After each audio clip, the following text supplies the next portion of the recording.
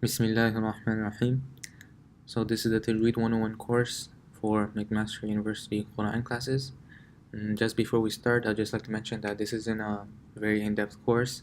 This is just for beginners, and the intention behind this course is for students to not make any major mistakes and inshallah be able to recite the Quran fluently. So this booklet isn't really that long, it's only 18 pages, and these are the topics that we'll be covering. So to start off, the first paragraph is basically what I mentioned.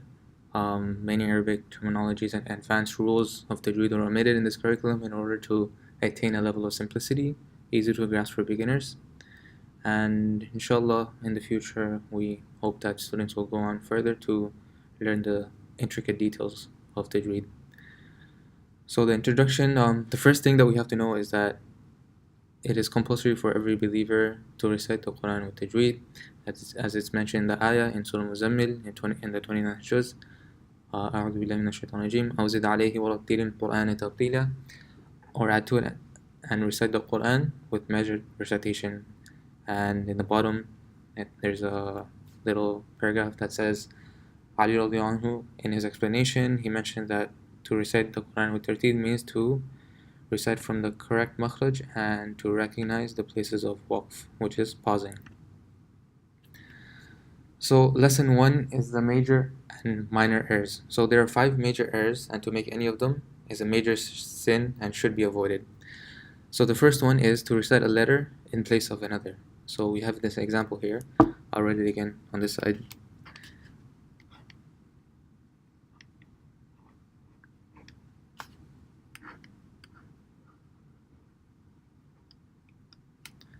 So we have Alhamdu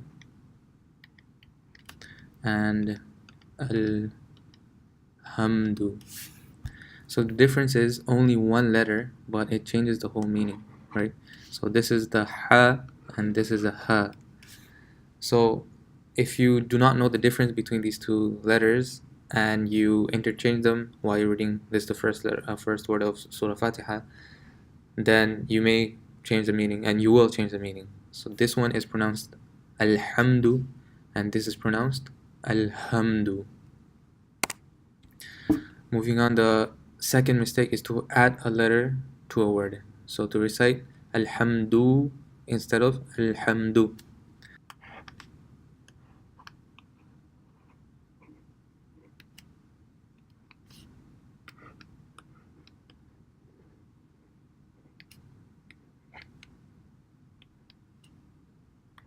So the first one is Alhamdu and this one is Alhamdu.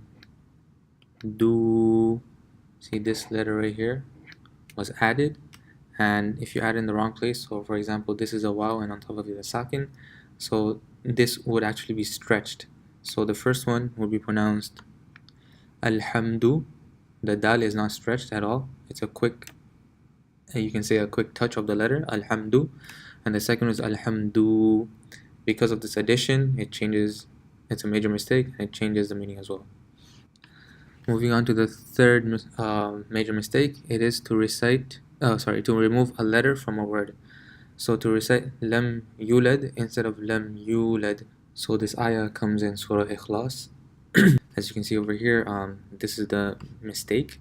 So Lam Yulad, it's actually Lam Yulad. There's a waw here, and over here it was removed. The fourth mistake is to recite one haraka in place of another.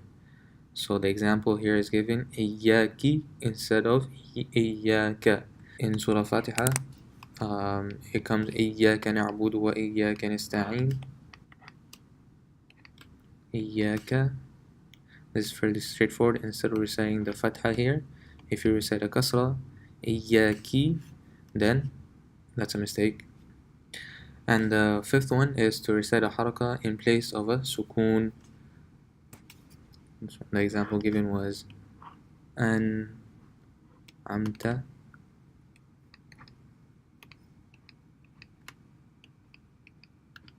So instead of this sukoon here, this is also a common mistake. If you read really fast, you may mistakenly say an'amta. It's actually pronounced an'amta. This is pronounced an'amta.